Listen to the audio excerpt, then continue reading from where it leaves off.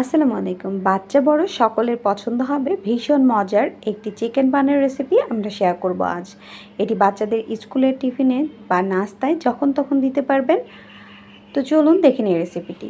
এই জন্য আমি আগে থেকেই 2 কাপ পরিমাণ আটা নিয়েছি, আপনারা চাইলে এখানে ময়দাটাও নিতে পারেন। দিয়ে দিচ্ছি আমি 1 চামচ পরিমাণ ইস্ট, আমি হাফ চামচ দিয়ে দিয়েছি তাই এখানে 2 বার দিলাম। আর দিচ্ছি চিনি আর সামান্য পরিমাণ লবণ দিয়ে নিচ্ছি।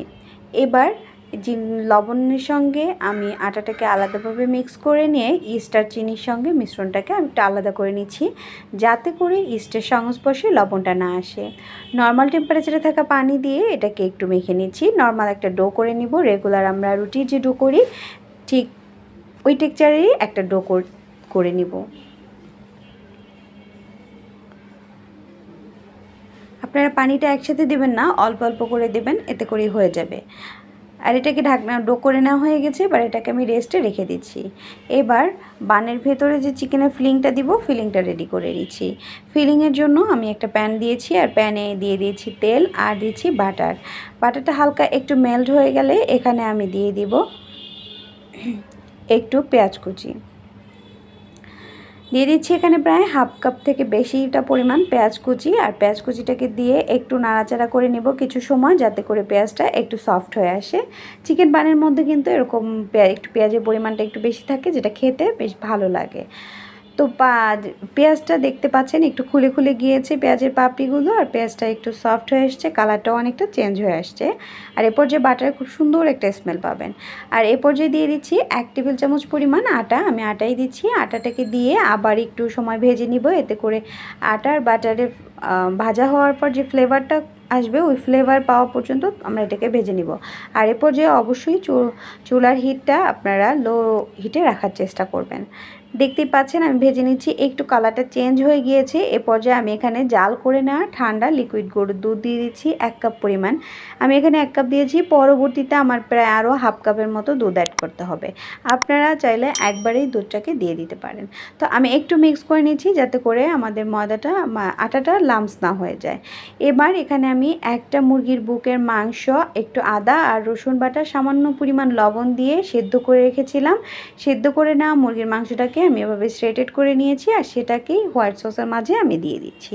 দিয়ে খুব ভালোভাবে মিক্স করে নিয়েছি। এবার কিছু স্পাইস অ্যাড করব। এখানে দিয়ে দিচ্ছি কালো গোলমরিচ গুঁড়া। কালো গোলমরিচ গুঁড়া পরিবর্তে আপনারা চাইলে সাদাটাও দিতে পারেন, আর স্পাইসটা আপনাদের পছন্দের উপর ডিপেন্ড করবে। আমি একটু চেক করে নিচ্ছি লবণটা কেমন আছে।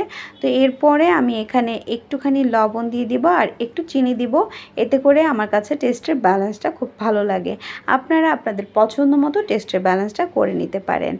এটা হচ্ছে আপনি এইভাবে করে white sauce with chicken ready করে আপনারা যে কোনো পিৎজা পাস্তাতে ব্যবহার করতে পারেন বা বানে ব্যবহার করতে পারেন। এটা কিন্তু খেতে অনেক টেস্টি হয়। আর আমি বললাম যে দুধ দিয়েছিলাম, এই যে একটু দুধ দিয়েছি, আর ফ্রোজেন কিছু ক্যাপসিকাম দিয়েছি।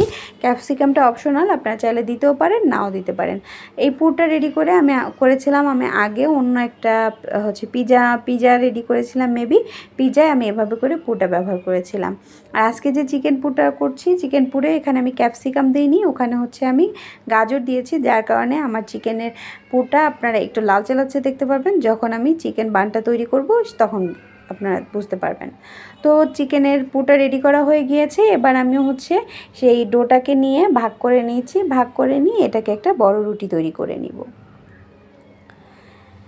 এখনও পর্যন্ত যারা আমার ভিডিওটিতে একটি লাইক দেননি, প্লিজ আমার ভিডিওটিতে একটি লাইক দিয়ে চ্যানেলটা সাবস্ক্রাইব করে পাশে থাকবেন। পাশে থাকা বেল আইকনটি বাজিয়ে দেবেন, এতে করে আমার সকল ভিডিওর নোটিফিকেশন পেয়ে যাবেন সবার আগে। এই যে বলছি যে আজকের চিকেনে আমি যে গাজর দিয়েছি, গাজর দেওয়ার কারণে কিন্তু একটু লালচে লালচে ভাব হয়েছে। এটা কোনো ব্যাপার না, আপনারা আপনাদের পছন্দ মতো সবজি অ্যাড করতে পারেন। তো আমি একটু সস দিয়ে আমি এটাকে এখন রোল করে নিব। আপনারা চাইলে আগে থেকে রুটিটাকে কেটে ভাগ করে নিতে পারেন, আবার একসাথে করেও করতে পারেন, এটা সম্পূর্ণই আপনাদের পছন্দ। তবে আমি হচ্ছে এভাবে করে রুটিটাকে রোল করে নিচ্ছি, আর রোল করে এটাকে একটু আগে থেকে একবারেই কেটে নিব, যাতে করে পরবর্তীতে বেক হওয়ার পর আর কাটাকাটির কোনো ঝামেলা না থাকে। তো এভাবে করেই আমি সবগুলো ব্রেড তৈরি করে নিয়েছি।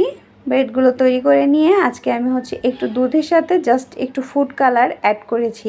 আর ফুড কালার অ্যাড করে আমি ব্রেডের গায়ে ব্রাশ করে দিচ্ছি, এতে করে দেখবেন খুব সুন্দর একটা কালার আসবে। কোনো প্রকার ডিম ব্রাশ করতে হবে না। এবার উপর দিক থেকে আমি কিছু সাদা তেল দিয়ে দিচ্ছি। সাদা তেলটা হচ্ছে বেক হয়ে গেলে খেতে ভালো লাগে আর দেখতেও বেশ সুন্দর লাগে। ওভেনটাকে 180 ডিগ্রি প্রিহিটেড করে এটাকে আমি বেক করেছি 15 মিনিট। তো কেমন লাগলো আমার আজকের রেসিপিটি কমেন্ট করে জানাবেন। অসম্ভব মজার রেসিপিটি আপনারা একবার বাসায় ট্রাই করবেন। আজ বিদায় নিচ্ছি, আল্লাহ হাফেজ।